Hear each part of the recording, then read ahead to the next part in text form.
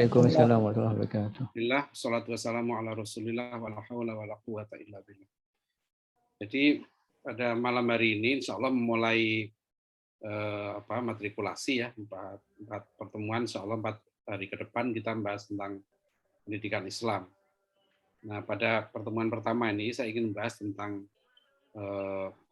roadmap lah, ya. Roadmap atau peta jalan ya kebangkitan pendidikan Islam khususnya pada perguruan tinggi Islam. Nanti kenapa kita fokus pada perguruan tinggi, karena inilah salah satu kontribusi penting dari Profesor Syed Naqib Alatas. Ya, beliau menekankan perbaikan pendidikan Islam ya itu harus dimulai dari pendidikan tingkat tingginya.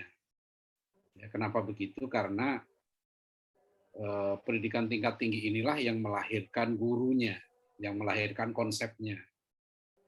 Jadi Profesor Muhammad Nur sering mengingatkan hadis Rasulullah SAW ya, kullu mauludin yulatu alal fitrah wa abawahu ya yuhawidanihi au yunassironihi ya au yumajjisanihi ya.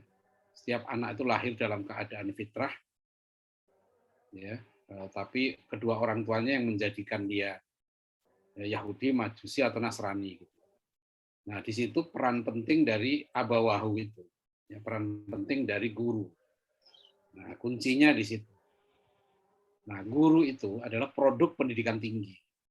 Jadi di situ hadis itu ya sangat menekankan pentingnya peran guru atau orang tua. Nah, makanya kenapa kemudian ketika Prof. Alatas mengaplikasikan konsep adab yang beliau sampaikan di konferensi pendidikan Islam pertama di Kota Mekah tahun 77 ya, yang tesis beliau sangat terkenal itu adalah the central crisis of Muslim today is loss of adab ya. Akar krisis ya, umat Islam ini adalah hilang adab. Hilang adab itu terjadi karena confusion of knowledge. Nah, oleh karena itu solusinya ya menanamkan adab atau inculcation of adab. Nah, setelah itulah kemudian Prof. Alatas membuat proyek besar dari gagasan itu aplikasinya ada pada perguruan tinggi ISTEK itu ya, tingkat S2, S3. Karena beliau bermaksud dari peringkat yang tinggi ini nanti akan memperbaiki peringkat di bawahnya. Nah, ini adalah sebetulnya presentasi yang saya sampaikan 10 April yang lalu ya di Solo ya, waktu musyawarah nasional yang pertama Akbam ya.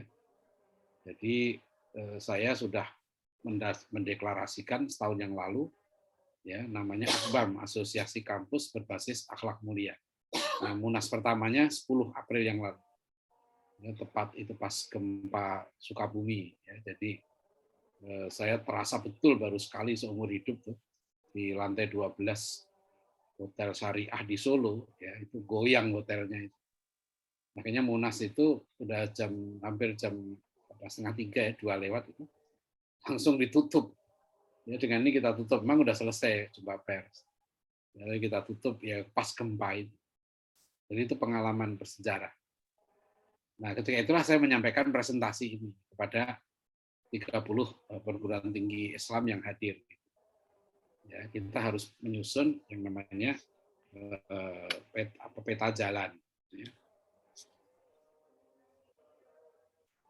Nah, saya ingin memulai dari sikap optimis ya. Sebab kita kalau menyusun rencana ke depan ya, kalau kita tidak punya optimisme ya, paling tidak kita punya harapan ya, bahwa Indonesia ini ke depannya akan menjadi seperti apa.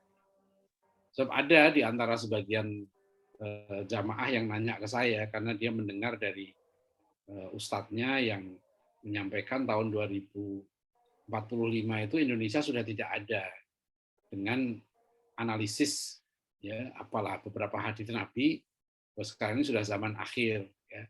Nah, itu nanti diperkirakan Indonesia sudah selesai lah 2045 itu. Mungkin banyak juga yang berpikir begitu ya, Indonesia ini sudah tidak ada, tapi saya ingin berangkat bahwa kita sebagai seorang muslim punya tanggung jawab ya untuk menjaga gitu ya, menjaga negeri kita ini sebagai negeri Muslim terbesar di dunia. Bahkan kemudian menurut saya kewajiban kita juga memperjuangkan ya negeri kita ini menjadi negeri yang terbaik, ya negeri Muslim yang terbaik. Dan karena umat Islam yang mayoritas di negeri kita ini, yang paling bertanggung jawab adalah umat Islam. Jadi kalau kita konsentrasi kepada pembangunan ya SDM umat Islam, yaitu otomatis nanti dampaknya itu kepada kualitas negara kita ke depan. Ya. Nah ini salah satu ya, contoh pandangan yang prediksi yang optimis ya bahwa Indonesia katanya pada 2050 ya itu akan menjadi negara keempat ya dengan GDP terbesar ya. Jadi kita akan menggusur Jepang ya dan lain-lain dari pangsa pasarnya ya gross domestic produknya. Nah, ini saya nggak tahu nih, saya lihat ini ada Profesor Suharnomo nih, saya belum menganalisis, belum tahu sedalamnya ini apa mereka, kenapa.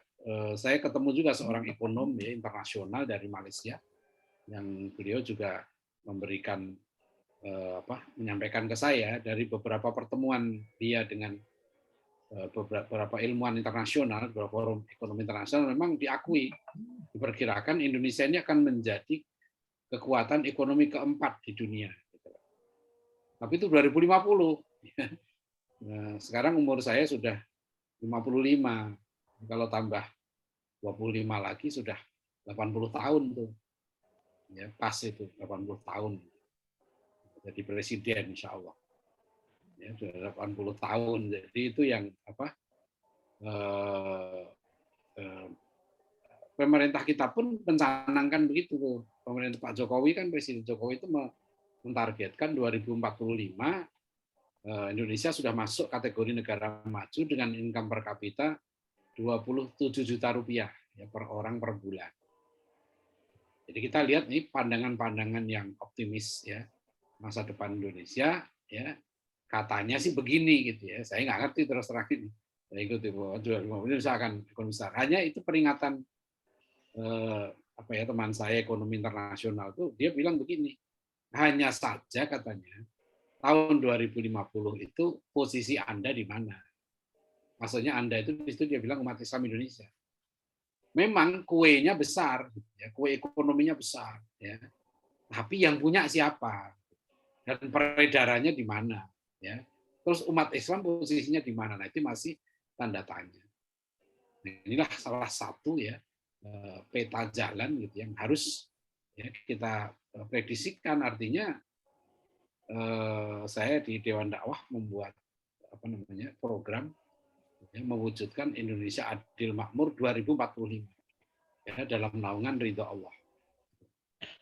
Itu proyeksi kita. Jadi artinya kita umat Islam harus punya peta sendiri, ya, peta jalan sendiri.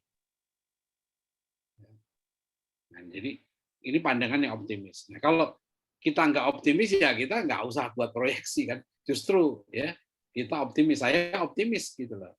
Ya. Saya pernah ngisi pengajian alumni HMI UI tahun 60-an atau 70-an. Ya, di situ ada beberapa mantan menteri seperti Pak Dipo Alam, mantan Jaksa Agung Pak Abdurrahman Saleh, terus almarhum seorang Maijen Purnawirawan itu ada Haryadi Darmawan ya, hadir dalam pengajian itu.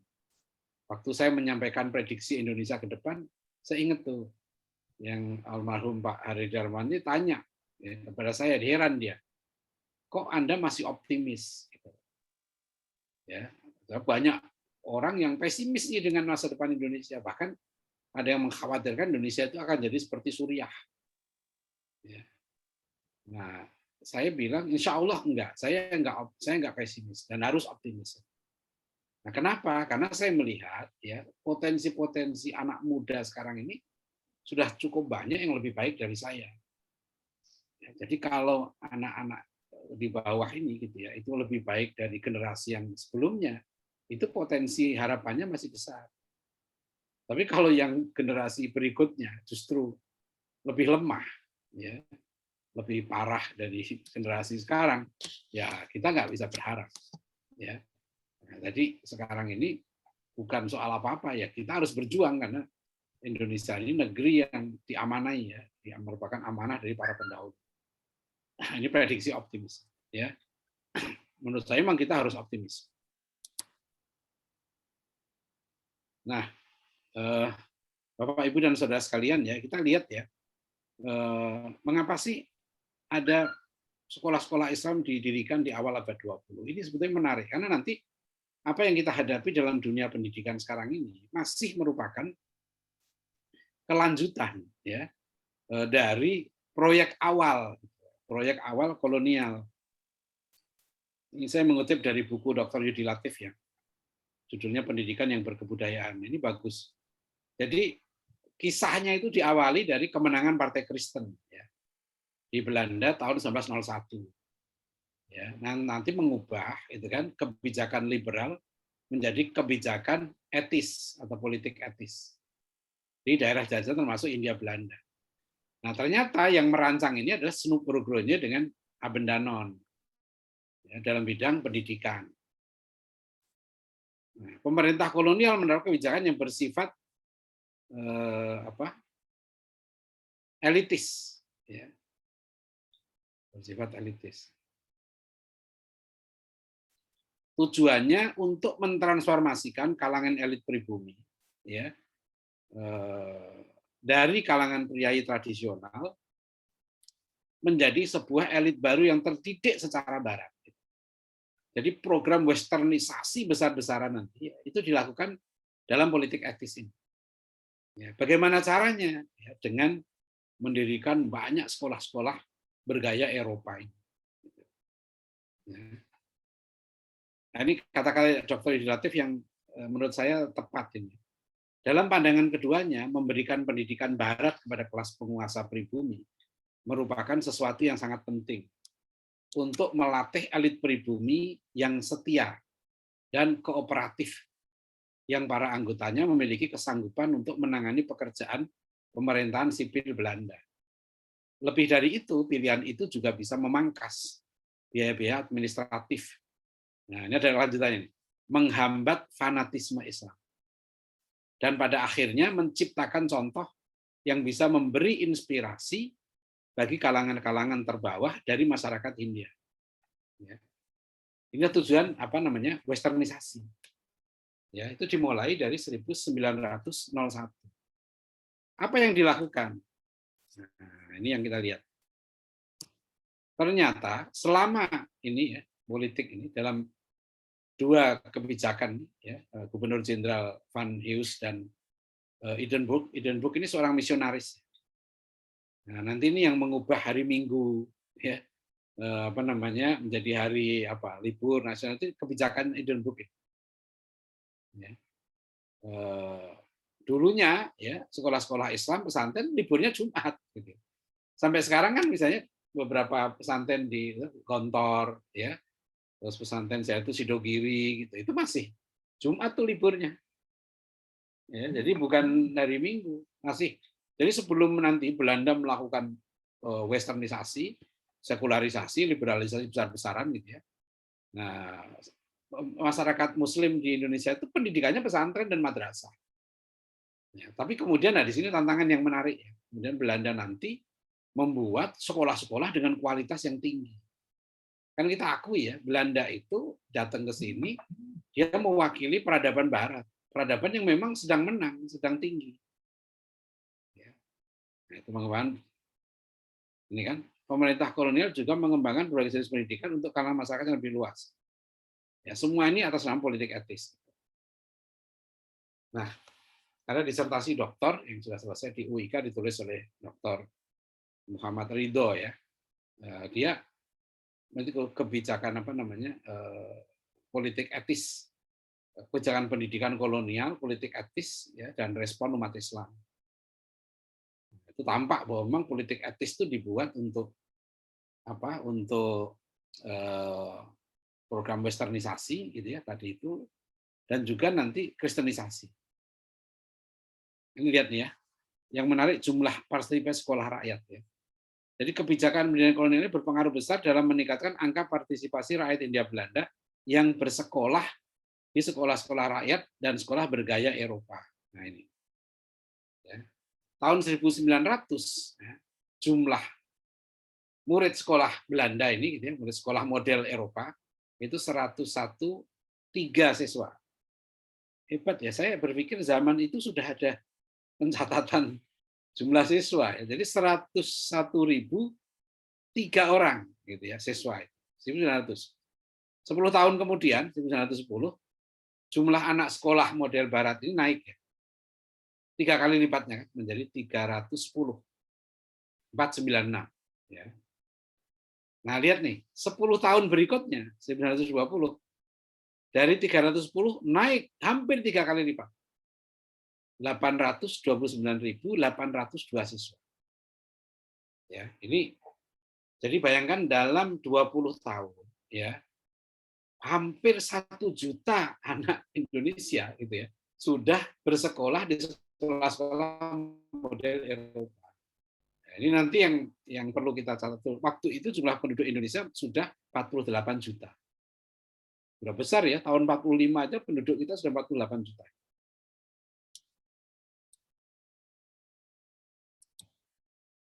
Nah, inilah ya pendidikan yang, maaf, ini dulu.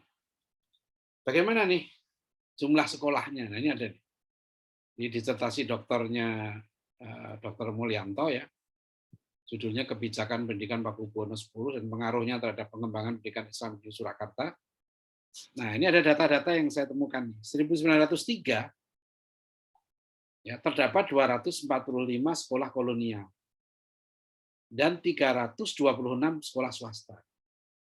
Nah, dari 326 swasta ini 63-nya sekolah misi atau sekolah sending. Ya. Nah, di sini nanti kenapa ya sekolah-sekolah misi ini berkembang. Ya.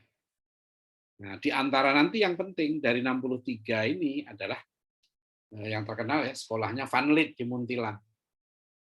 Ya, sekolah Quack School, sekolah guru Katolik di Muntilan. Itu di masa siapa?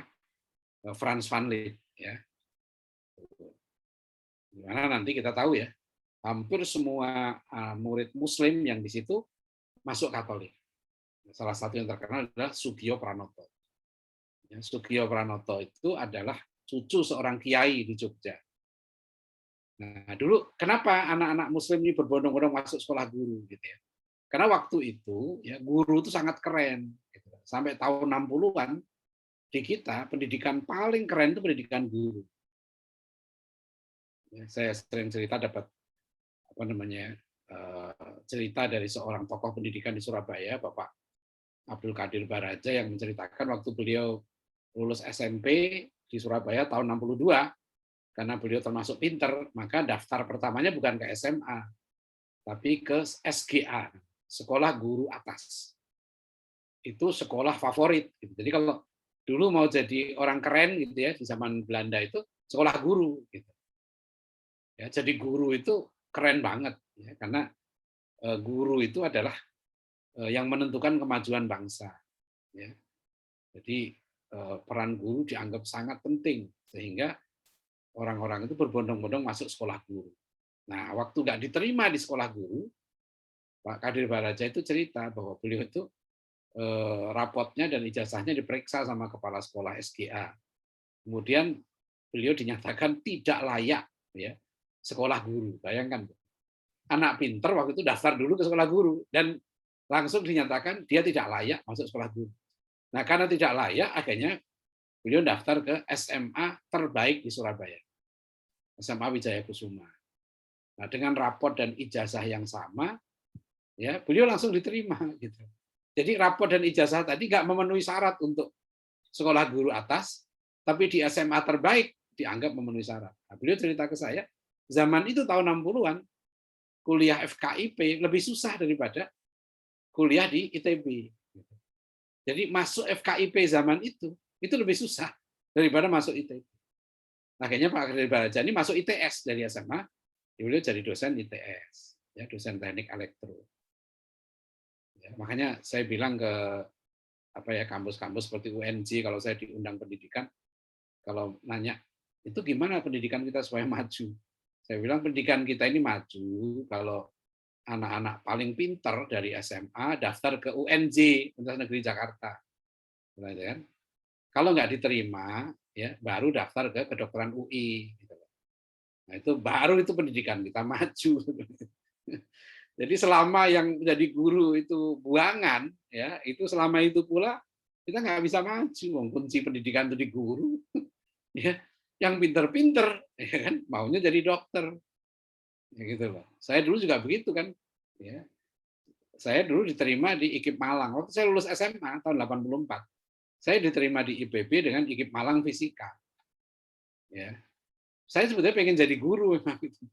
Tapi ya opini publik dan hasil istikharah saya, akhirnya saya lebih memilih IPB daripada IKIP, karena waktu itu jadi IKIP itu kan betul-betul kurang kurang keren lah zaman itu ya. Atau kalau sekarang kuliah IKIP gitu. Makanya terus IKIP berubah semua sekarang kan, nggak ada lagi yang IKIP gitu ya.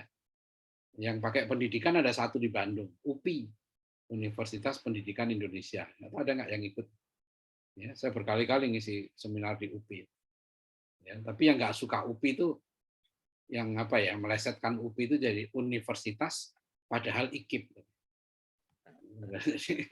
Jadi sudah pakai nama pendidikan gitu ya, masih diplesetkan juga universitas padahal IKIP. Ya. Nah itu karena itu tadi ya kan sudah dulu nggak begitu filosofinya. Guru-guru kita yang terbaik tahun 60-an itulah ya, tahun 70-an dibawa ke Malaysia gitu loh. Guru-guru itulah yang didik Anwar Ibrahim gitu loh. Itu guru Indonesia itu Anwar Ibrahim itu guru matematiknya gitu ya.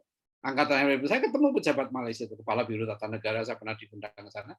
Itu mereka pada cerita, guru saya itu ini Pak Simanjuntak lah, Pak ini gitu. Mereka dulu yang didik orang Malaysia itu zaman itu guru-guru Indonesia. Nah, guru-guru kita itu setelah pulang dari Malaysia nggak bisa balik lagi ke gaya negeri. Jadi kalau kita lihat ya, kok sekarang kualitas pejabat kita, anggota DPR kita ini. Nah, itu harus lihat gurunya sopo. Jadi kalau kita mau lihat, kenapa Pak Nasir hebat, kenapa Muhammad Al-Fatih hebat, itu gampang aja. Gurunya siapa? Kenapa generasi sahabat Nabi itu generasi hebat? Gurunya guru terbaik. Kenapa Rasulullah itu hebat? Rasulullah itu langsung dididik oleh Allah. Ya, ada bani Robbi fa'aksana ta'dibi. Jadi Rasulullah SAW itu langsung dididik oleh Allah. Ya, itu nanti pada roadmap kalau kita nyusun peta pendidikan kita, yang kita harus susun dulu gurunya. Jadi sebelum kita menyusun peta kebangkitan pendidikan, ya, yang harus kita susun dulu peta kebangkitan guru. Ya, itu rumus itu. Ya, di mana-mana mau di Finlandia, di Jepang itu orang termasuk di Indonesia. Ya, saya ketemu seorang sama Pak Abdul Qadir Baraja, tokoh pendidikan kan. Beliau kan akhirnya di Al-Hikmah Surabaya itu bikin STKIP Al-Hikmah, Sekolah Tinggi Ilmu Keguruan Al-Hikmah. Ya, karena beliau setelah studi banding ke berbagai sekolah Kristen Katolik ya, ternyata kenapa mereka stabil? Karena mereka punya pabrik gurunya. Gitu. Ya. Jadi kalau guru ini nggak kita pecahkan masalahnya, nah sekolah kita juga nggak terpecahkan. Ini saya sekedar kenapa waktu itu sekolah guru sangat keren. Ya, nanti kita lihat kan ulama-ulama kita pun bikin sekolah guru gitu. Kenapa Gontor namanya Kuliyatul Muallimin, kuliah guru muallim. Ya, Ki Haji Ahmad Dahlan itu bikin sekolah guru 1918 ya. Itu Kweksul Muhammadiyah, sekolah guru Muhammadiyah. Ki Hajar Dewantoro ya, pendidikan taman siswa itu kan dibuat 4 jenjang.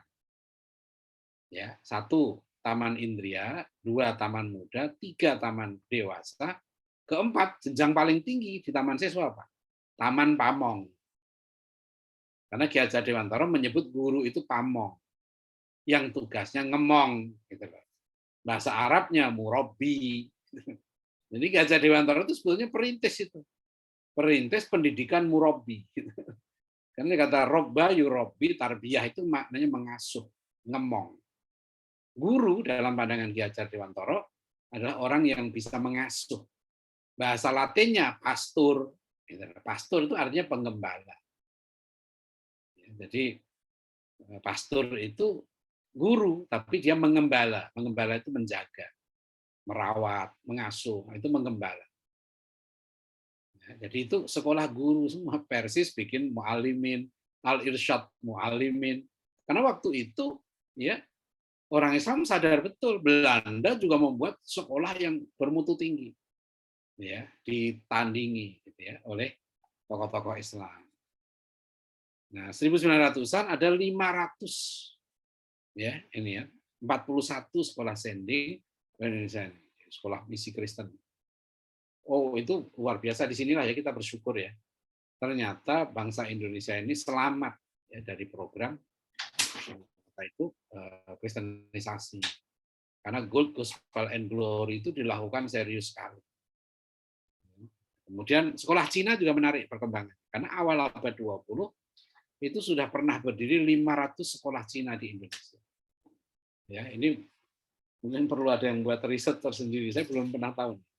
Karena nanti setelah era 60-an ya, sekolah-sekolah Cina ini bertransformasi ya, seperti misalnya Yayasan Penabur. Itu sekolah Cina itu asalnya. Itu yayasan Cina. Kemudian melebur ke Katolik. Ya, jadi ini bukan tiba-tiba ada muncul begitu saja, ini sudah lama. Nah, nanti kita lihat ya bagaimana cara para tokoh kita merespon. Inilah yang Pak Natsir kutip ya, kata-kata penting dari seluruh guru-gurunya. Ya, bahwa ya pendidikan dan pengajaran dapat melepaskan orang Muslim dari genggaman Islam. Ini nih, ya, opvoeding en onderwijs zin in staat de Muslim van het Islamstelsel te emanciperen. Ya. Nah ini opvoeding itu pendidikan. Jadi di dalam bahasa Belanda ada dua istilah yang dipakai. Opvoeding dengan onderwijs. Opvoeding itu pendidikan, onderwijs itu pengajaran. Makanya kementerian kita waktu kita merdeka namanya bukan Kementerian Pendidikan, Kementerian Pengajaran. Ya, Kementerian Pengajaran. Karena pengajaran maksudnya transfer of knowledge. Sekolah dulu oleh Belanda tidak dimaksudkan untuk mendidik karakter, untuk mendidik akhlak, enggak gitu. Maka dia lebih kepada onderwijs. Ya. Tapi seluruh guru-gurunya menggunakan dua istilah ini. Ya, bahwa pendidikan dan pengajaran dapat melepaskan umat Islam dari genggaman Islam. Maksudnya ya menjauhkan umat Islam dari agama. Ini menarik ya. Jadi kalau kita lihat secara Belanda seriusnya, mereka membuat sistem yang sangat hebat, pendidikan yang sangat tinggi. Antum bisa bayangkan lulusan SMA Belanda, AMS ya waktu itu seperti Muhammad Nasir, Rosian Anwar, ya, Haji Agus Salim itu lulusan SMA Belanda. Kenapa waktu itu anak-anak SMA itu hebat? Ya sebagai gambaran Pak Nasir itu ya kalau sekolah ya ujian satu mata pelajaran dia diwajibkan membaca minimal 36 buku dalam beberapa bahasa. Ya. Jadi kita jangan heran misalnya Bung Karno itu 15 tahun sudah mondok di rumahnya Haji Umar Said Cokro Aminoto. Kan Bung Karno cerita, umur 15 tahun saya mendengarkan ceramahnya Kiai Haji Ahmad Dahlan di Surabaya waktu itu. Ya, waktu itu kata Bung Karno saya sudah mondok di tempatnya Hos Cokro Aminoto. Ya. Hos Cokro Aminoto inilah guru yang hebat. Karena nanti Buya Hamka sempat bersentuhan juga, sempat belajar kepada Hos Cokro Aminoto di Jogja. Ya. Jadi kita kalau melihat Buya Hamka segala macam, Muhammad Nasir itu lihat gurunya. Ya. Nah, jadi Pak Nasir itu cerita begitu, 36 buku. Kalau kata Pak Taufik Ismail ya ke saya, zaman Belanda itu lulusan SMA ya, terutama yang sosial ya sama yang bahasa, itu wajib membaca 20 karya sastra internasional. Itu kata Pak Taufik Ismail. Makanya waktu itu ya lulusan Belanda, tapi lulusan Belanda dihargai tinggi. Kalau waktu itu jadi pegawai pemerintah, lulusan Belanda seperti Pak Nasir itu, dia disiapkan gaji 130 sampai 150 gulden. Ini tolong yang bisa ngitung ya, apa namanya, berapa 150 gulden awal abad 20. Lulusan SMA Belanda waktu itu gajinya segitu. Ya. Nah, di buku Ayub Rosyidi, biografi Pak Nasir ya, tulisan Ayub Rosyidi itu saya baca, Pak Nasir kan kemudian nggak mau jadi pegawai dan nggak mau kuliah. Padahal kalau Pak Nasir mau jadi pegawai, dia dapat gaji minimal 130 gulden. Harga beras waktu itu per kilo itu 0,05 sen. 0,05 sen per kilo. Saya hitung sementara ini, hitungan saya, kalau harga beras 10.000 per kilo, ya berarti lulusan SMA Belanda waktu itu ya mendapatkan gaji sekitar 15 juta rupiah per bulan. Dengan standar harga beras berapa? 10.000 per kilo. Nah, coba tolong yang bisa dihitung berapa gaji waktu itu lulusan SMA. Makanya jangan bayangkan yang lulusan sarjana waktu itu, yang sekolah hukum, sekolah Belanda, ya sekolah apa di Eropa atau di Belanda, atau yang sekolah ke teknik ya di Bandung, ya, teknik ke Hogeschool, itu luar biasa. Ya. Nah, saya masih berusaha meneliti mengapa Pak Nasir tidak mau kuliah waktu itu. Memang bahasa Pak Nasir saya lebih memilih terjun langsung ya mengatasi masalah umat Islam. Jadi waktu itu langsung menjadi guru tanpa dibayar di Mulo ya, SMP Belanda. Maka Pak Nasir menulis pertama-tama dalam bahasa Belanda. Ini ceritanya apa namanya ya, sejarah waktu itu yang nanti maksud saya apa yang kita hadapi sekarang dalam dunia pendidikan masih kelanjutan dari episode ini, itulah episode apa namanya, upaya westernisasi besar-besaran di negeri kita. Nah, respon yang menarik juga di samping Pak Nasir dari Ki Hajar Dewantoro. Jadi antum kalau membaca kisah Ki Hajar, ini pemikiran Ki Hajar ini bagus ya. Di UIK sudah ada 2 disertasi doktor yang membahas pemikiran Ki Hajar Dewantoro. Nah, 2 disertasi itu agak berlawanan kesimpulannya. Disertasi pertama menyimpulkan pemikiran Ki Hajar Dewantoro itu sekuler. Disertasi kedua itu menyimpulkan pemikiran Ki Hajar Dewantoro itu sudah mengarah kepada pendidikan Islam, tapi belum sempurna. Misalnya begini, Ki Hajar itu membagi 4 jenjang pendidikannya dari taman muda, taman indria, taman muda, taman dewasa, taman pamong. Dia menggunakan istilahnya itu dalam istilah tasawuf. Ya, dari pertama itu adalah syariat, ya, kemudian yang kedua adalah hakikat, yang ketiga tarekat, yang keempat makrifat. Jadi Ki Hajar Dewantoro membagi jenjang pendidikan menjadi 4 gitu. Ya, taman muda, taman indria, taman kanak-kanak, taman muda itu SD, taman dewasa itu SMP, 14 sampai 16 tahun. Nah, paling tinggi taman guru, taman pamong tadi, 17 sampai 21 tahun gitu. Nah, Ki Hajar Dewantoro membagi itu menjadi 4. Tapi dia tuker tuh. Kalau dalam tasawuf biasanya begini. Dari syariat, ya, kemudian tarekat, hakikat, makrifat. Tapi oleh Ki Hajar Dewantoro ditukar dari syariat ke hakikat dulu.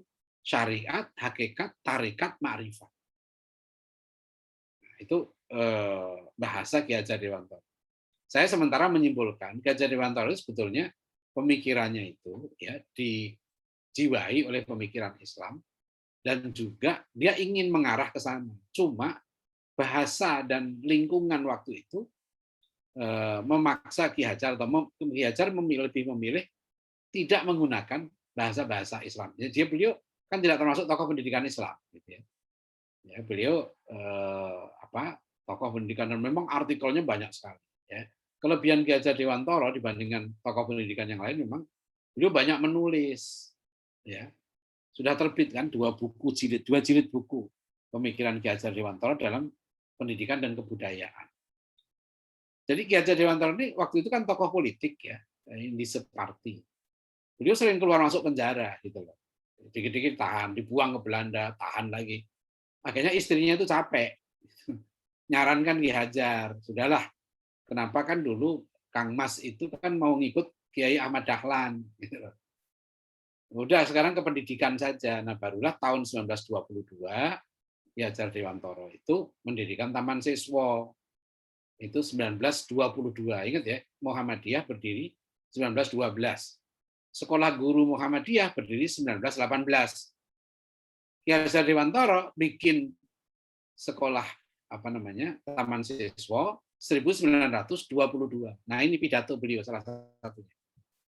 Ya, panjang, itu bisa lihat Ibu Ki Hajar Dewantoro, kritik Ki Hajar terhadap pendidikan Barat itu sangat keras. Dia sudah menyebut ya, bahwa pendidikan yang selama ini diterima orang Indonesia dari Barat, ya jauh dari kebal terhadap pengaruh-pengaruh politik kolonial.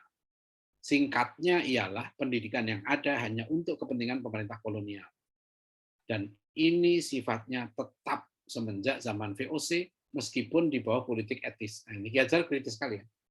Dari zaman VOC ya memang begini. Sekarang atas nama politik balas budi atau politik etika tetap sama.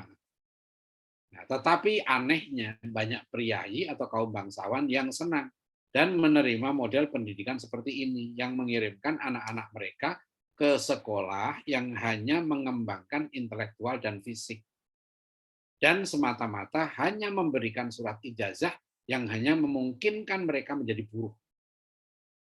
Nah, ini tolong cermati nih kata-kata Ki Hajar nih. Ya, masih relevan nggak sekarang ini? Beliau sudah mengkritik pendidikan Barat ini 1922. Ya, di mana pendidikan kita, kata Ki Hajar, nah, hanya model pendidikan ini ya, hanya mendidik intelektual dan fisik gitu loh. Ya, mengembangkan intelektual dan fisik. Dan hanya memberikan surat ijazah yang memungkinkan mereka menjadi buruh. Ini saya juga menarik ya, sampai Ki Hajar ya, berpikir seperti itu. Nah, ini harusnya menjadi catatan pemerintah betul ya. Ini kritik dari tokoh pendidikan nasional. Nanti saya 2 Mei ingin saya lagi nih ya, saya galak. Saya sudah sering sampaikan di seminar di UNES Semarang, mana-mana itu lo inget tuh lo, Ki Hajar Dewantoro itu katanya tokoh pendidikan nasional. Dipakai nggak teorinya, gitu loh, ya kan? Dalam pendidikan nasional aja nggak dipakai teori Ki Hajar.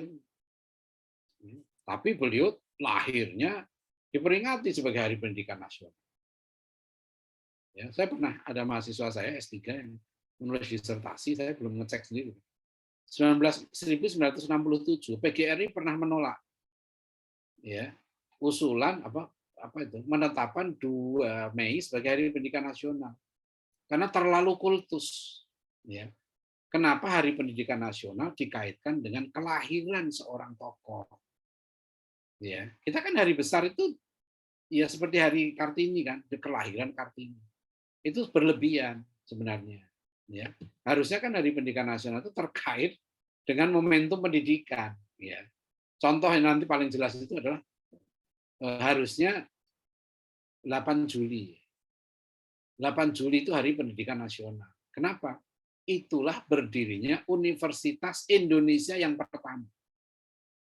Ya, yang nanti jadi UII, Universitas Islam Indonesia.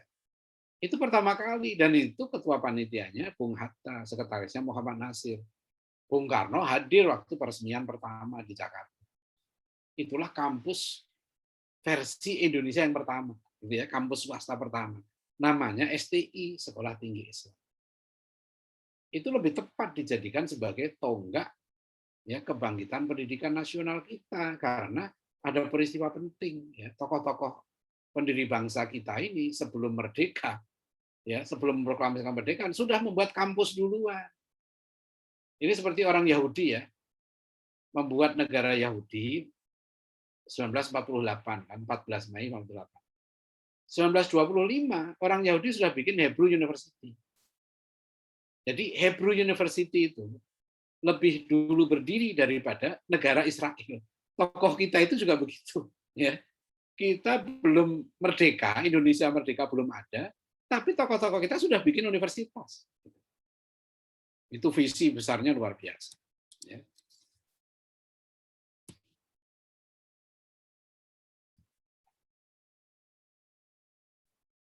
Nah ini yang Pak Nasir nanti konsep pendidikan integral. Nah, beliau kan nanti pendidikan Pendis, ya, pendidikan Islam. Jadi Pak Nasir itu hebat gitu. Artinya begini, beliau itu man of idea, tapi juga man of practice. Pak Nasir itu yang menulis ide, mengkonsep, tapi menjalankan. Yang lebih hebat Pak Nasir itu juga menjadi guru, sekaligus menjadi manajer. Jadi betul-betul lengkap.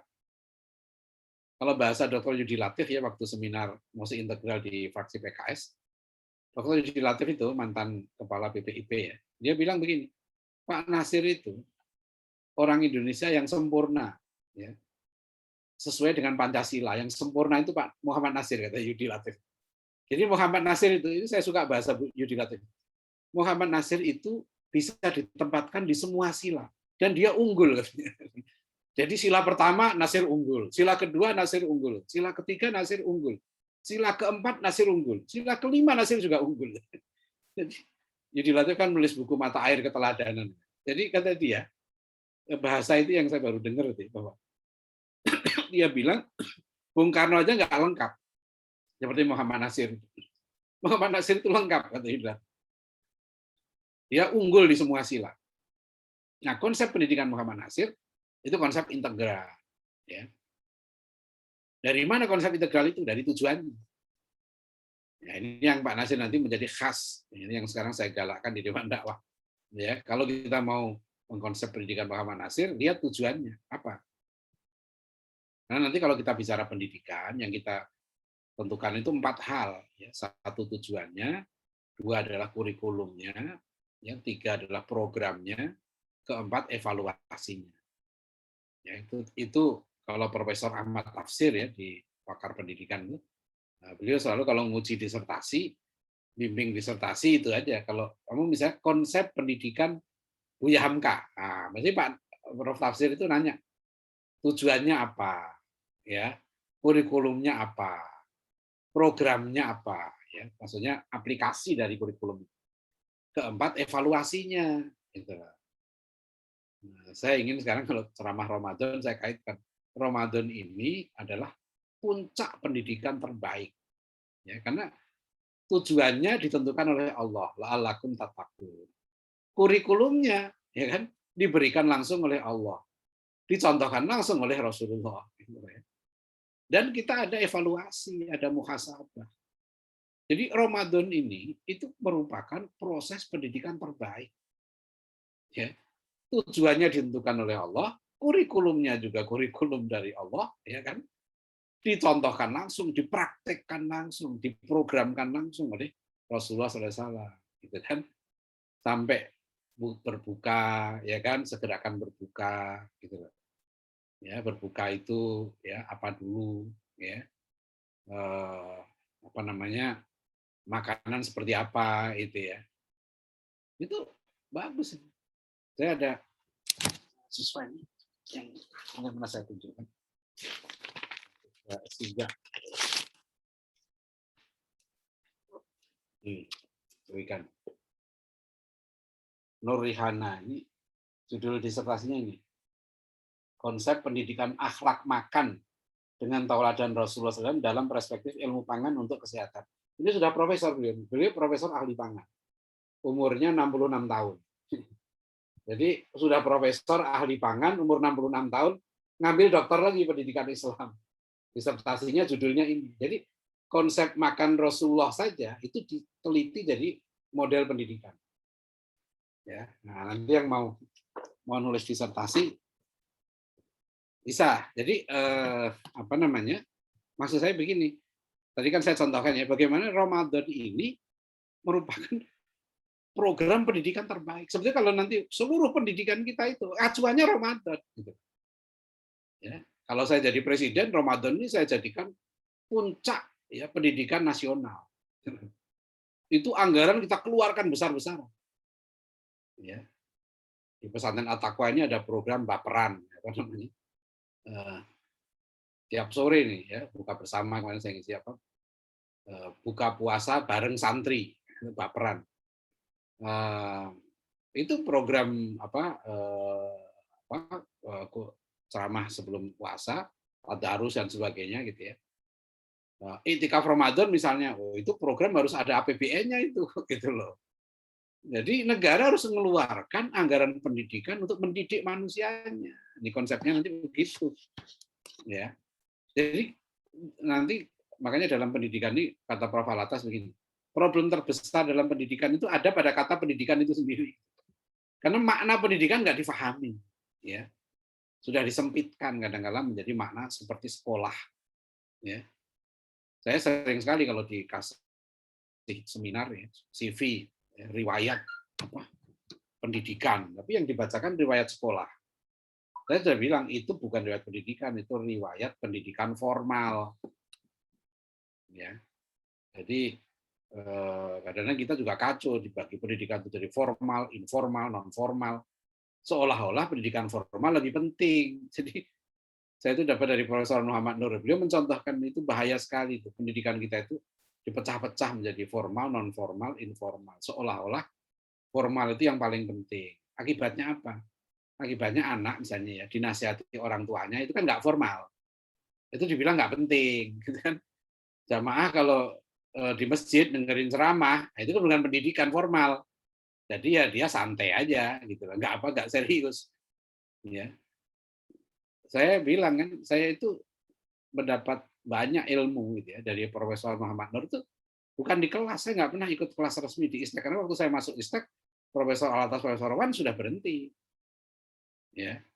Yang saya sering dapat itu malah justru karena ngobrol, ya jalan-jalan bareng. Ya, dulu kita buat program, mungkin ada yang ikut dulu kan program apa? Rihlah, ya apa? Program apa dulu kita ya? Rihlah, bukan kop, ya komunitas pencinta ilmu, tapi namanya Rihlah apa? Ilmiah, Rihlah. Waktu itu ke Bali ya, ke Bali 3 hari bersama Profesor Wan. Banyak dosen-dosen yang ikut. Jadi selama 3 hari di Bali itu kita diskusi, ya, jalan-jalan ke pantai, makan-makan itu sambil diskusi itu. Nah itu justru hal-hal seperti itu banyak kita dapat ilmu. Ya. Nah, saya belajar politik itu ya, itu ke tokoh-tokoh itu enggak. Justru saya belajar di rumahnya intensif. Ya, dulu ada almarhum Pak Hartono Marjono, almarhum Pak Husain Umar, Pak Husni Tamrin ya di Jakarta itu. Ya, karena saya sering ke rumahnya, saya belajar di situ. Yang itu nggak ada saya dapat dari buku.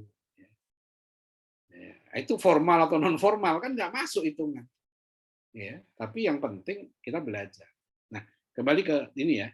Inilah kemudian kalau kita lihat ya, tokoh-tokoh kita melakukan perlawanan. Nah, Pak Nasir menyusun konsep pendidikan integral. Tujuannya apa itu? Yang dinamakan didikan ialah suatu pimpinan jasmani dan rohani yang menuju kepada kesempurnaan dan lengkapnya sifat-sifat kemanusiaan dalam arti yang sesungguhnya. Nah, ini Pak Nasir nih kan tahun 30-an sudah menyusun ini. Artinya apa? Ya tujuan pendidikan itu membentuk manusia sempurna. Insan kamil, ya.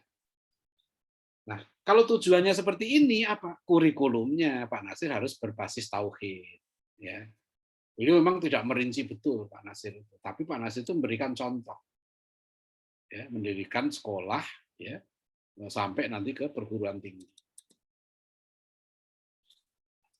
Nah, Bapak Ibu sekalian ya, ini saya pelan-pelan supaya santai ya. Ada gelombang kebangkitan. Ini pengamatan saya ini, boleh setuju, boleh nggak setuju nih.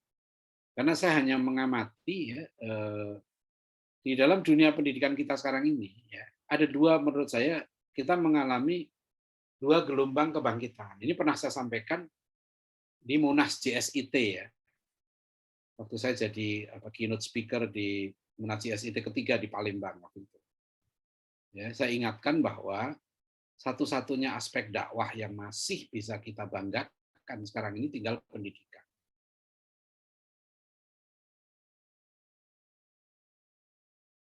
Ya, kita babak belur di ekonomi, dia di aspek hukum. Tapi kalau kita bicara pendidikan, kita masih bersyukur. Pendidikan Islam ini kita mengalami gelombang kebangkitan, ya, terutama ya pada awal mulai 1900-an sampai 2020. Ini tahunnya juga ini aja ya, bukan berarti semua enggak. Kira-kira aja. Maksudnya apa? Ya, lembaga-lembaga pendidikan Islam ya dari tingkat dasar menengah itu meraih pengakuan dan kepercayaan. Inilah kenapa sekarang ini ya sekolah-sekolah Islam itu menjamur di mana-mana sampai ke pelosok-pelosok ya. Dan ini perjuangan yang tidak ringan. Ya, saya tahu bagaimana bangkitnya Nurul Fikri, bangkitnya sekolah Abu Bakar di Jogja, ya sekolah Al Hikmah di Surabaya, dan banyak di tempat-tempat lain waktu itu. Mereka melakukan terobosan-terobosan yang luar biasa. Gitu. Akhirnya sekolah-sekolah Islam ini, ya sekarang anggota CSIT aja sudah sekitar 3.000-an ya. Karena ingat saya 2000 berapa itu 13 ya itu sekitar 1.700-an anggota CSIT itu. Sekarang bertambah terus. Jadi sekolah-sekolah Islam itu mendapatkan pengakuan dan kepercayaan dari siapa? Dari umat Islam sendiri. Sebelumnya ya, saya ingat betul tahun 84 atau 85 itu Badan Kerjasama Pondok Pesantren Jawa Barat BKSPP itu juga keluarga besar Dewan Dakwah ya Pak Kiai Haji Soleh Iskandar itu mengeluarkan fatwa. Ya, fatwanya apa? Haram hukumnya menyekolahkan anak-anak Muslim ke sekolah-sekolah Kristen. Gitu, ya. Sekolah-sekolah non-Islam waktu itu banyak kan. Jadi dulu orang nganggep ya sekolah yang bagus itu kalau nggak negeri ya sekolah-sekolah Kristen. Gitu. Karena banyak itu diharamkan, gitu kan waktu itu fatwanya. Kalau sekarang ini ya fatwa itu sudah menurut saya kurang relevan. Kenapa? Karena sekolah-sekolah Islam sekarang ini sudah menjamur di mana-mana dan ya, banyak yang malah punya prestasi akademik ya secara formal lebih bagus daripada yang negeri. Ya, itu banyak. Dewan Dakwah misalnya punya SD di Ponorogo di Semarang. Ini hari Ahad yang lalu, beberapa hari yang lalu saya rapat di sekolah Dewan Dakwah ini SD di Ponorogo di Semarang depan kampus Undip itu ya. Itu dibuka pendaftaran 1 hari langsung penuh. Ya, muridnya 600-an. Ya. Artinya masyarakat Muslim itu percaya. Ya, bahkan itu kalangan yang menengah ke atas. Ya, yang mereka sekarang sudah percaya dengan sekolah-sekolah Islam. Bahkan banyak yang bayar mahal. Ada yang SMP di Serpong itu bayar uang masuknya 150 juta. Ya, SMP Islam itu ya. Itu 150 juta. Bulanannya waktu itu saya tanya 8 juta. Jadi, saya ketemu pemiliknya kan. Kok naik? Sebelumnya kan 135 juta. Pemiliknya bilang begini karena tokoh juga dia bilang dulu Ustadz waktu kami uang masuk 135 juta itu ada wali santri ya kan dia boarding ya yang menganggap itu murah gitu loh. Jadi dia bayar 150 juta. Itu tingkat SMP gitu ya. Itu bayar 150 juta, makanya dinaikkan sekalian 150 juta. Di Lembang saya ngisi SMA di Lembang, SMA Islam ya. Itu uang masuknya juga 150 juta. Dan saya ketemu salah satu wali murid di situ ya. Dia bilang 150 juta itu saya nggak keberatan gitu loh. Artinya, oh hebat ya orang Islam itu ya ternyata gitu ya. Mau loh ya membayar mahal untuk sekolah ini. Nah, kadang-kadang saya sering ditanya dalam seminar, kenapa sih kok sekolah Islam itu mahal? Itu bukan mahal, karena kan Anda nggak bisa bayar. Itu masalahnya. Jadi Anda nggak bisa bayar terus bilang mahal. Itu ada orang yang bilang murah. Jadi jangan karena nggak bisa bayar terus bilang mahal. Ya. Itu nggak mahal. Ya. Malah saya bilang sekarang begini, kalau itu gratis, yang rugi Anda. Kalau sekolah gratis ya, sekolah Islam ya tapi ya, itu gratis, yang rugi kan muridnya. Gitu. Karena muridnya kan nggak beramal. Jadi kalau gratis yang untung itu sekolahnya, karena yang dapat pahala sekolahnya. Jadi kalau bayarnya makin mahal, itu makin banyak pahalanya. Nah itu banyak yang masih berpikir sekuler. Jadi kalau nggak bayar itu dianggap apa namanya? Padahal dia mampu gitu ya. Tapi terus terang waktu anak saya kuliah di Gunadarma sebelum ke Mesir itu, Ghana itu, saya bilang saya nggak ikhlas tuh bayari kamu masa sastra Inggris aja 10 juta. Itu yang sekarang orang aneh itu ya, bayar 10 juta kuliah sastra Inggris ya dianggap murah. Begitu kuliah Quran ya bayar 5 juta dibilang mahal. Gitu saya bilang nggak benar. Saya tadi pagi diskusi dengan seorang kiai ya yang dia punya pesantren juga gitu. Ada soalnya dia bilang wali santrinya itu ngotot nggak mau bayar, mau pindah minta surat pindah, tapi dia masih punya tunggakan ya 2 juta lebih gitu. Nah Pak Kiai ini bilang, Anda gimana sih? Ya nggak akan kami berikan surat pindah kalau nggak dilunasi dulu ini. Oh kamu sedang kesulitan Pak Kiai gini-gini. Ternyata anak ini katanya pindah itu diterima di apa ya sekolah apa yang bayar juga gitu loh. Pak Kiai ini kamu kan bilang nggak apa namanya nggak bisa bayar gitu ya di sini kan. Begitu diterima di sekolah dia bayar. Terus akhirnya Pak Kiai ini ngotot, enggak kamu bayar dulu. Ternyata apa kata Pak Kiai ini? Enggak dalam hitungan menit dia langsung transfer. Berarti dia punya uang. Jadi ketika masuk ke pesantren dia nggak mau bayar itu loh. Nah, itu yang apa namanya nggak bagus ya. Ya, tapi kalau nggak mampu ya memang apa namanya ya jangan dipaksa. Ya, kita saya coba bilang ke anak saya, kalau kamu itu kuliah ke kampus Islam, saya ikhlas. Gitu. Saya bayar, saya ikhlas. Tapi kalau kampus sekuler, nah itu saya nggak tahu duitnya untuk apa. Ya kan? Jadi paling nggak kan kalau kampus itu Islam kan, ya nggak mungkin lah dipakai untuk mendukung misionaris gitu kan, untuk mendirikan tempat maksiat saya bilang gitu kan. Jadi kita ikhlas. Ya. Nah ini adik sekalian ya, ini penting kita membaca. Kenapa nanti saya bilang ini? Supaya kita punya semangat percaya diri nih bahwa kita ini ada keberhasilan. Sebab kalau lihat medsos, seolah-olah Islam ini kayak nggak ada. Saya sering ketemu mahasiswa itu kayak orang Islam Indonesia mau runtuh aja gitu loh, kayak udah nggak ada harapan lagi, gelap semua. Mau begini nggak boleh, begitu nggak boleh. Saya bilang nggak boleh itu apa? Di Indonesia itu boleh banyak sekali yang boleh. Kok kamu persoalkannya nggak boleh itu? Coba yang nggak boleh itu sebut apa? Ya. Pernah saya diundang masjid kampus UGM. Ramadan. Begitu saya di sana, panitianya bilang, Ustadz sebetulnya Ustadz juga termasuk disuruh nyoret. Tapi karena nama Ustadz ini ada di daftar 200 mubalik Kementerian Agama, katanya. Akhirnya nama saya nggak jadi dicoret. Gitu. Itu saya ngisi di Masjid Wapres juga begitu. Karena nama saya ada di daftar mubalik Kementerian Agama, jadi saya bisa lolos. Terus saya tanya, yang nggak boleh, siapa yang nggak boleh Anda undang itu siapa Ramadan? Cuma 3 orang. Ya, 3 orang itu memang udah terkenal tuh, memang oposisi. Saya bilang, ya sudah kan kamu cuma 3 orang itu yang nggak boleh, kan yang lain boleh. Jadi dalam dakwah ini bilang itu, jangan memandang yang tidak boleh. Gitu ya. Kalau Pak Nasir bilang, dakwah ini lihatlah peluang. Ya, ada peluang masuk di situ. Jadi kalau saya ya memandang, misalnya Pak Jokowi menyerukan wakaf, Bu Sri Mulyani menyerukan wakaf.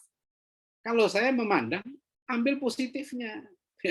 Bahwa kepala negara gitu kan, Menteri Keuangan berarti mendukung syariat Islam kan gitu. Itu kan dia mendukung syariat Islam, ya kan? Kita perkuat, ya kan? Ketua Masyarakat Ekonomi Syariahnya Erick Thohir, kan gitu. Perkuatlah dakwai mereka supaya lebih kuat Islamnya gitu. Ini belum apa-apa, baru mengeluarkan apa mengusulkan wakaf sudah muncul ya, macam-macam itu ya. Apa yang saya baca waktu itu, bukannya minta maaf malah minta wakaf. Ini orang Indonesia ini kreatif gitu. Saking menurut saya itu berlebihan lah itu. Jangan seuzon dulu. Bukan minta maaf malah minta wakaf. Ya itu maksud saya ya kalau dalam suasana Indonesia seperti ini kita cari peluang ya. Nah, periode kedua, Bapak Ibu sekalian ya, kebangkitan periode Islam itu adalah pengokohan jati diri pendidikan Islam.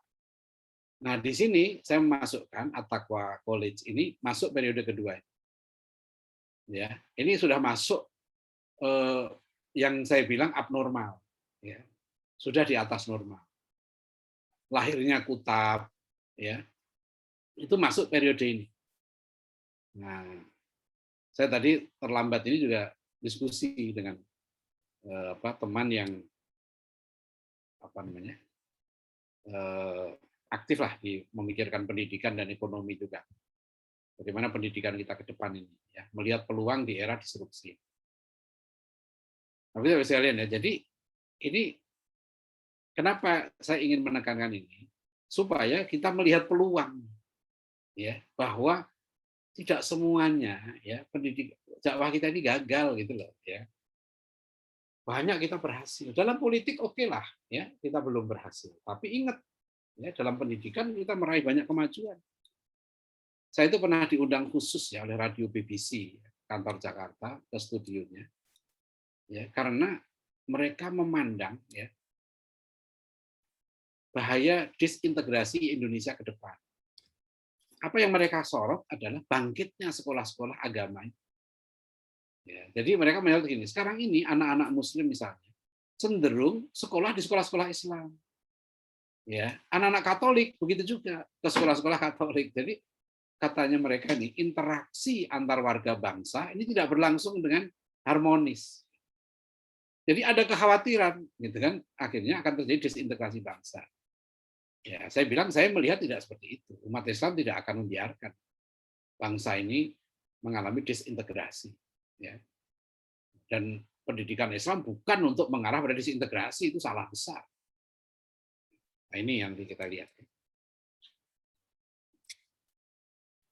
Nah, Bapak Ibu sekalian, ada momentum yang penting. Tadi kan kita bicara kebangkitan strategi Belanda, ya, westernisasi, sekularisasi, westernisasi tadi melalui politik etis, ya, dengan pendirian begitu banyak sekolah dan perguruan tinggi. Nah, ini lihat ya.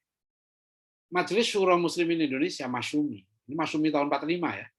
Masyumi tahun berdiri 39, kemudian Masyumi ini dulu umat Islam bersatu semua, ya. Tahun 54 baru NU keluar dari Masyumi mendirikan partai sendiri. Nah, waktu itu 44 ini masih satu, ya. Pemimpin tertingginya masih Kiai Haji Hasyim Asy'ari. Wakilnya Ki Bagus Hadikusumo, ketua Muhammadiyah.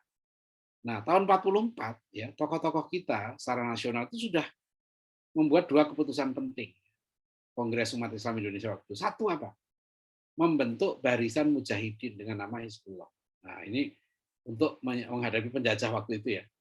Yang kedua ini, mendirikan perguruan tinggi Islam dengan nama Sekolah Tinggi Islam. Selanjutnya dibentuk panitia perencana STI yang dipimpin Muhammad Hatta dan sekretaris Muhammad Nasir. Antum bayangkan tokoh-tokoh kita, gitu ya, ia menyiapkan pasukan, itu kan, ia menyiapkan kampus, gitu loh. Saya nggak bayangkan, ya, artinya begitu visionernya mereka, gitu loh, ya kan? Ini sebelum merdeka, para tokoh kita sudah memandang pentingnya perguruan tinggi Islam. Ya. Nah, nanti yang memang menurut saya hebat, ya, Pak Natsir itu 8 tahun sebelumnya sudah menulis makalah. Judulnya Sekolah Tinggi Islam. Ya. Jadi Pak Nasir sudah menciptakan, ya, berdirinya Universitas Islam di Indonesia, ya, jauh sebelum kemerdekaan. Padahal Pak Nasir lulusan SMA. Gitu. Ya. Maka saya bilang kan Pak Nasir ini, ya, tidak kuliah di perguruan tinggi, tapi menjalani proses pendidikan tinggi yang ideal. Ya. Jadi Muhammad Nasir, Buya Hamka, ya, termasuk Haji Agus Salim, termasuk yang terakhir saya tulis kemarin, ya, tokoh Persis.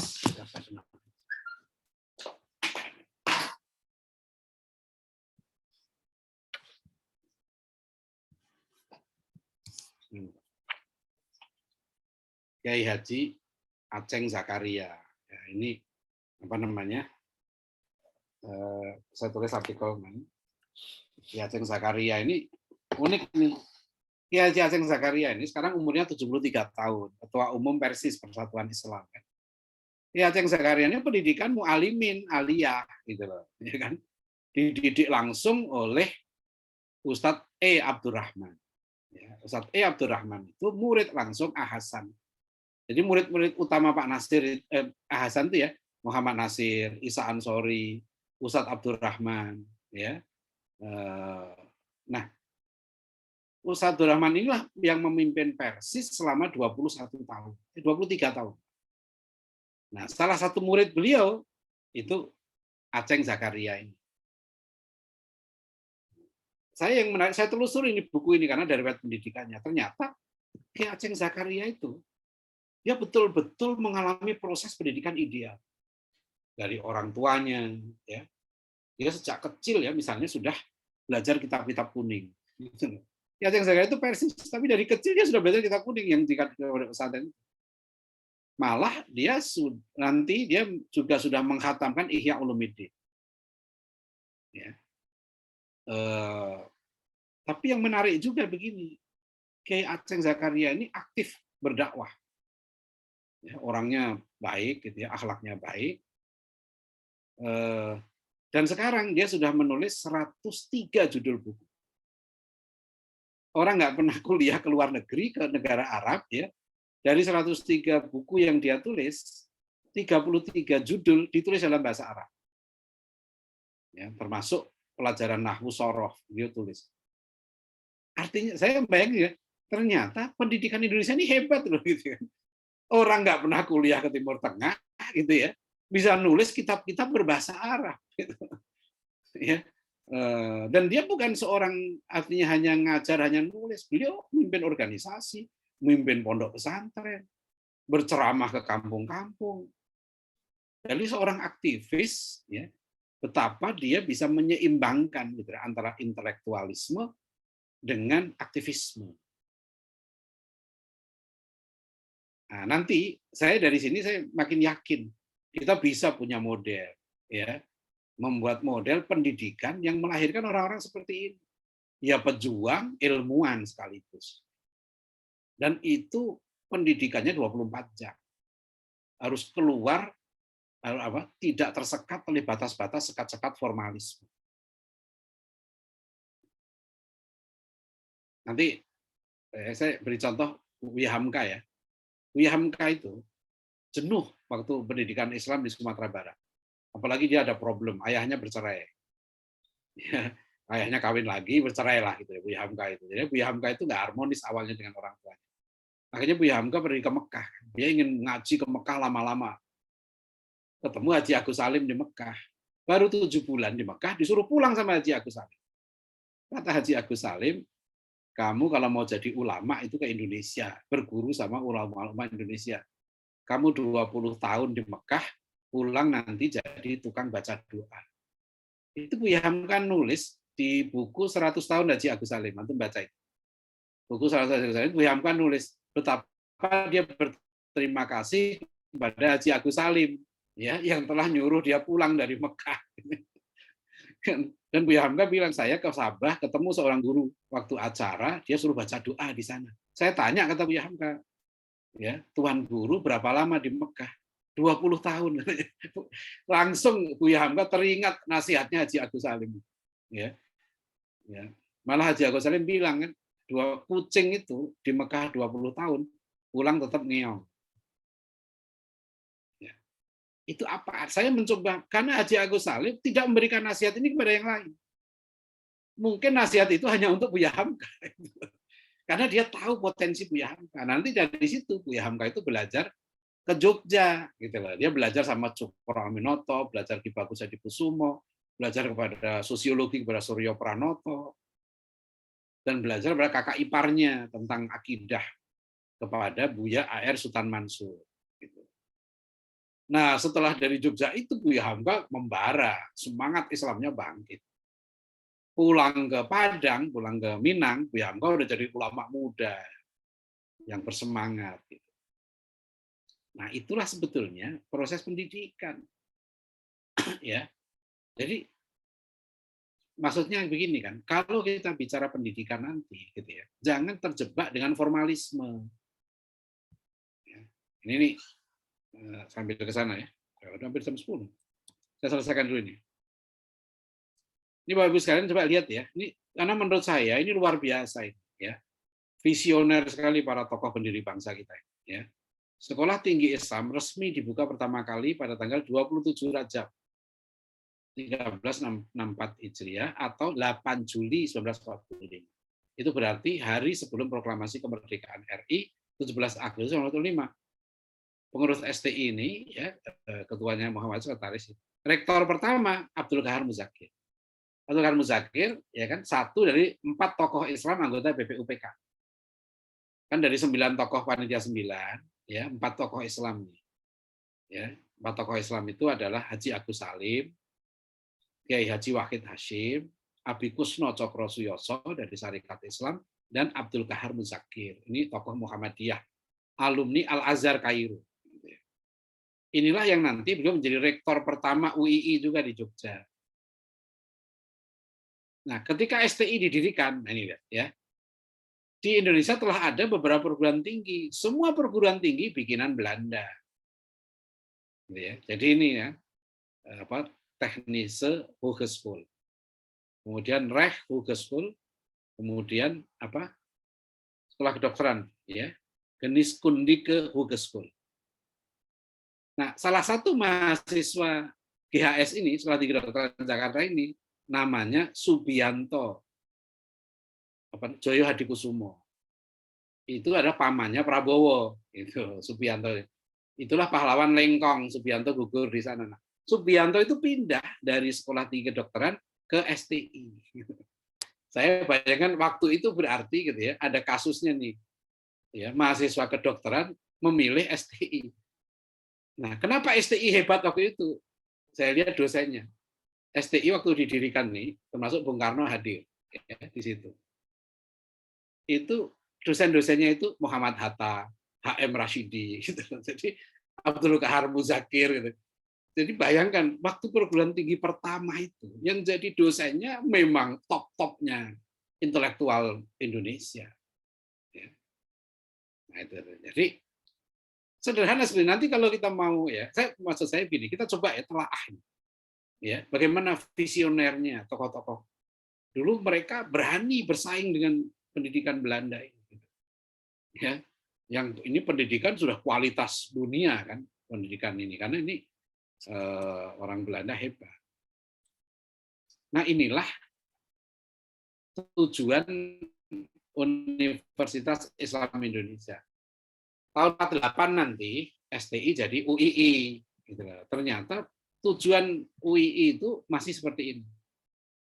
Ini saya terkejut kenapa tahun 2019 saya diundang UII seminar ya, pembicaranya 3 orang.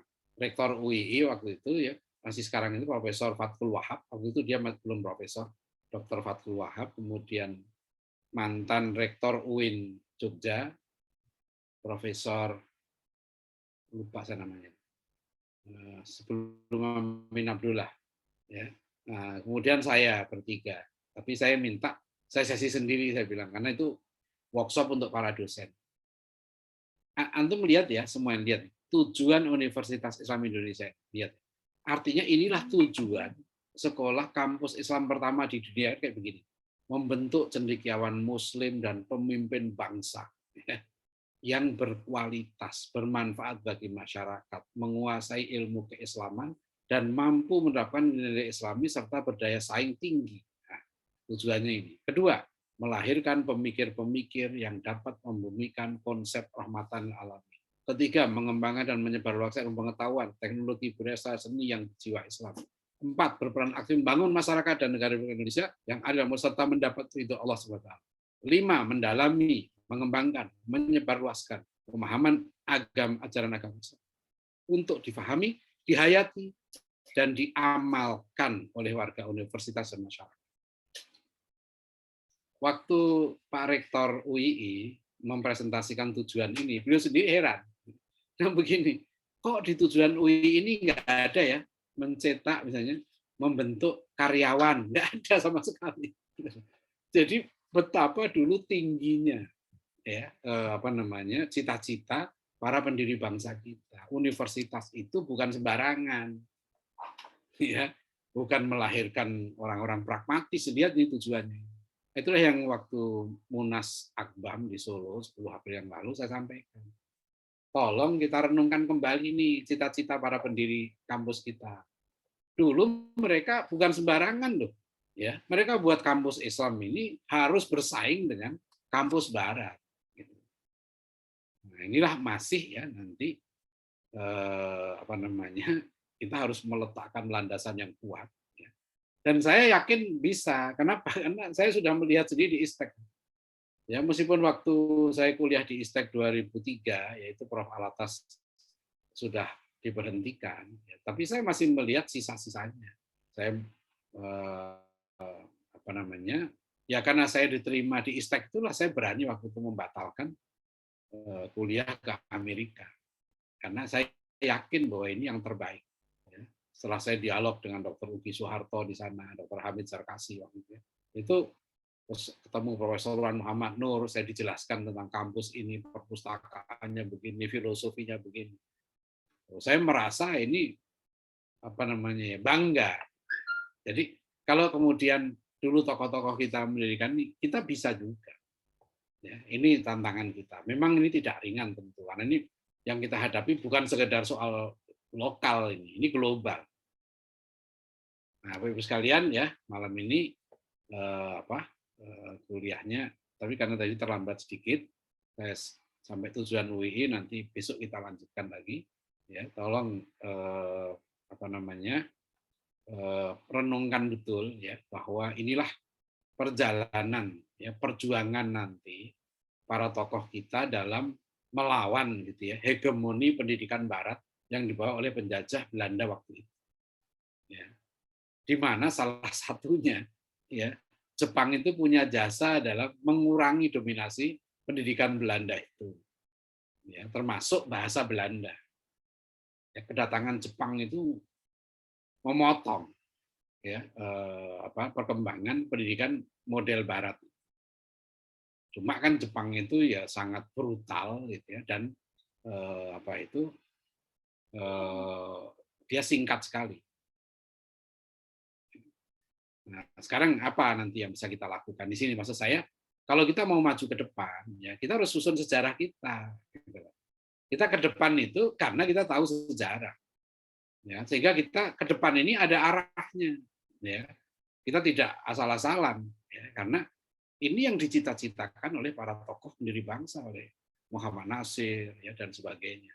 Dan kita bisa melihat pada kiprah pemikiran, ya, dan perjuangan mereka dalam bidang pendidikan ini. Nah, itu kita sampai di sini dulu. Insya Allah besok kita lanjutkan lagi. Tapi kalau ada yang mau bertanya, silahkan. Kita diskusi sebentar, kira-kira 10 menit. Silahkan, ada yang ini mau ditanyakan? Oh ya, silahkan. Ustaz Khalid. Tadi kan kebanyakan sejarahnya tentang pendidikan-pendidikan yang mungkin bisa dikatakan tokoh-tokoh modernis lah. Nah, itu peta pesantren yang tradisionalis itu bagaimana? Mungkin itu pertanyaan saya. Ya, nah ini bagus juga ini ya. Jadi memang ada dua ya. Saya lihat ya, cara merespon pendidikan kolonial ada dua. Satu yang non akomodatif gitu ya, yang bisa dikatakan sama sekali nggak mau ambil sistem klasikal Belanda gitu ya. Itu yang total, nggak mau sama sekali dia. Nah itu yang pondok-pondok pesantren itu, yang tradisional. Nah, itu yang Tebu Ireng. Tebu Ireng kan berdiri 1800 sekian, sebelum 1900. Langitan itu awal 1900. Kemudian Situbondo, ini yang saya pernah ke sana ya, Kiai As'ad, itu 1910. Rata-rata bahkan yang lebih tua lagi, Sidogiri, itu sudah mapan. Mereka tidak tersentuh itu. Mereka sama sekali nggak mau. Ya, bahkan sampai sekarang, Sidogiri itu sampai sekarang. Nggak peduli mau penjajah sudah ganti, sudah merdeka, tetap dia merdeka dari dulu. Ya. Nah, itu yang luar biasa. Nah, Pak Natsir melihat begini analisisnya. Ulama-ulama kita ini hebat. terutama setelah Perang Diponegoro. Jadi Perang Diponegoro kan berakhir 1830. Dan Belanda memang belajar dari situ, ya, bahwa Perang Diponegoro yang menguras energi kolonial, gitu ya, di mana VOC rugi sampai 20 juta gulden dan hampir bangkrut. 15.000 tentaranya mati, gitu ya. 200.000 rakyat Jawa meninggal dalam Perang Diponegoro itu perang terbesar, gitu ya. Mereka kemudian belajar dari situ, ya. Kemudian nanti strategi sekularisasi bersamaan dengan masuknya berkembangnya Freemason. Antum melihat bahwa liberalisasi di Indonesia itu juga dimotori Freemason. Freemason masuk Indonesia 1762. Freemason itu berdiri 1717. Ya, lihat gerakan Freemason ini dengan liberalisasinya. Ya, 1700 berdiri, 1776 ya, menggerakkan revolusi Amerika. Lihat revolusi Amerika kan Freemason tokoh-tokohnya. George Washington Freemason. Ya, 1762 Freemason sudah masuk Indonesia. 1789 Freemason menggerakkan revolusi Prancis melawan dominasi agama di Prancis itu. Semboyan Freemason kan sama dengan semboyan revolusi Prancis. Liberty, equality, fraternity. 1900 berapa ya? 24 Freemason kan menumbangkan Turki Utsmani. Ya. Nanti silakan baca buku saya yang tinjauan historis konflik Yahudi Kristen Islam. Itu saya meneliti tentang peran Freemason di Turki Utsmani. Bagaimana cara mereka menggerakkan liberalisme di sana sampai akhirnya berhasil menumbangkan Turki Utsmani itu dari dalam. Nah, itu. Nah, Pak Nasir begini, ketika ya para ulama kita, terutama setelah Perang Diponegoro itu, menyadari bahwa Belanda ini nggak bisa dilawan dengan senjata, ya kalah, ya. Yang berat melawan di pasukan Belanda bukan hanya Belandanya waktu itu, ingat. Yang berat itu juga melawan pasukan pribumi yang pro Belanda. Diponegoro itu kan yang berat dihadapi Diponegoro juga keluarganya sendiri. Sentot Ali Basyah Prawira Dirja itu kan mau ya turun lapang, turun gunung lah, berhenti perang setelah dibujuk oleh kakaknya Adipati Madiun. Ya, Sentot itu menjadi panglima perang di Diponegoro umur 21 tahun. Dia sangat ditakuti Belanda. Ya, sangat disegani. Makanya kan semua permintaan seluruh guru-gurunya dipenuhi oleh Jenderal de Kock. Saya mau berhenti perang gitu kan, asal tetap saya punya pasukan gitu. Saya dikasih senjata, saya minta uang sekian ribu gulden. Semua permintaan seluruh Sentot itu dipenuhi. Belanda itu capek betul dengan akhirnya Diponegoro dijebak. Nah, di situ kemudian ulama kita melakukan gerakan pendidikan. Mereka kemudian pergi ke pelosok-pelosok mendirikan pondok-pondok pesantren. Yang saya sempat tanya itu langitan, ya. Apa betul langitannya ada hubungannya dengan Perang Diponegoro? Ada. Gitu jadi ulama kita dulu termasuk di Cirebon, ya. Saya dengar dari seorang wartawan yang buat riset di Cirebon, rata-rata pesantren di Cirebon itu didirikan itu persiapan untuk jihad. Ya, jaraknya sekitar 3 kilo dari pos Belanda. Ya, nah, pondok-pondok pesantren ini mereka tetap dengan sistem pendidikannya sendiri, gitu ya. Di mana nanti, nah ini terlihat kata Pak Nasir, itu ulama kita itu brilian, cerdik. Ketika momentumnya tiba, di mana nanti ya kan resolusi jihad itu keluar 22 Oktober 45, itu kan yang menyambut para santri. Ada barisan kiai muda, ada barisan santri, ada barisan kiai tua. Waktu perang, dan itu yang dihadapi bukan sembarangan, yang dihadapi sekutu. Jadi itu tadi, jadi makanya kan semangat mereka waktu apa kan?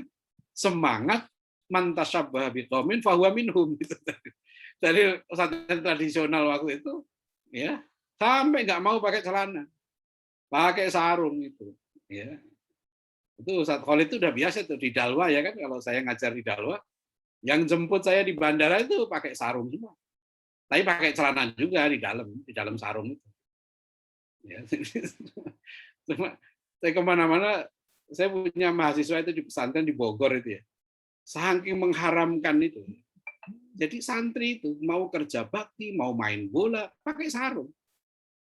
Pokoknya pakai celana itu menyerupai orang kafir, itulah. Saya waktu di pesantren, waktu saya SMA kan saya di pesantren, saya main bola pakai sarung. Itu udah terkenal. Yang ada mahasiswa saya bilang ini di UIK, dia pesantrennya di Bogor. Itu masih ada pesantren dia itu pesantren aspek. Ya. Jadi kiainya kiai aspek, anti speaker. Ya. Dan saya pernah di Sentul itu, saya keluar jalan tol, ada masjid, saya Jumatan di situ. Masjidnya besar, nggak pakai speaker untuk khutbahnya. Jadi itu di sekitar, nggak usah jauh-jauh, di sekitar Bogor aja ada masjid yang masih mengharamkan speaker, ada pesantren yang masih mengharamkan celana. Jadi itu dulu begitu, maksudnya sebetulnya supaya melawan penjajah itu sampai kepada identitas kultural itu. Nah, itu yang hebat di situ, mereka menjaga itu. Tapi itu dulu, ya. Ini dulu, sekarang udah.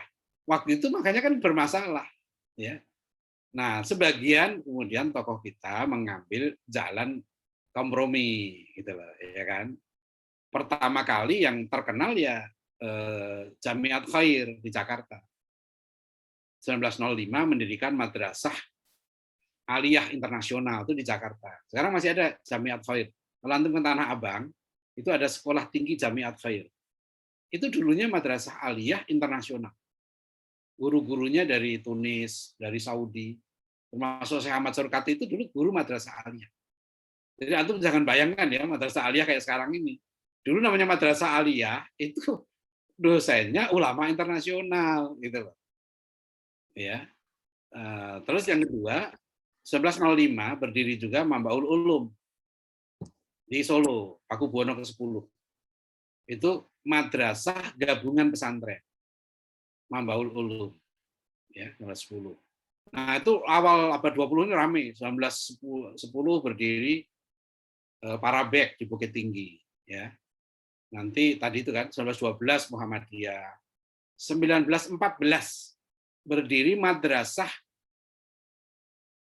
Al-Irsyad di Surabaya. Sekarang masih ada.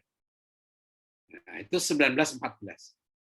Ya, 1918 Kiai Dahlan mendirikan Kweksul Muhammadiyah. 1926 berdiri pesantren Gontor. Ya. Terus itu ya, dari awal abad 20 itu ramai karena tadi itu mereka ulama kita ada dua tadi caranya. Ya, merespon pendidikan sekuler tadi barat itu dengan yang satu memang tidak kompromi sama sekali, yang kedua yang kompromi hal-hal yang kultural. Ya, makanya kan kita kalau bilang pesantren modern, modern bukan dalam arti filosofis ya. Kalau arti paham modernity itu rationality. Tapi modern dalam gerakan Islam di Indonesia, gerakan modern itu adalah gerakan yang sifatnya dia akomodatif terhadap hal-hal praktis dalam pendidikan. Ya, tidak substansial mengubah waktu itu. Begitu sekali ya, pesantren itu, ya. Mungkin satu lagi kalau ada,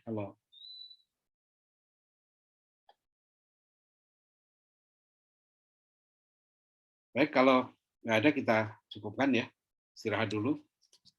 Ya, mudah-mudahan kita diberikan kesehatan Allah SWT. Besok kita lanjutkan ya, kuliah kita. Kita berdoa ya, Allahumma inna nas'aluka ilman nafi'an wa rizqan thayyiban wa amalan mutaqabbalan.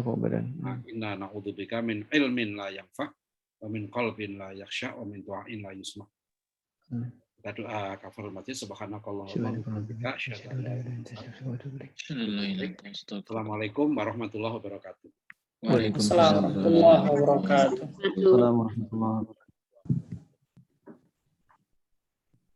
Ya, silakan istirahat semua.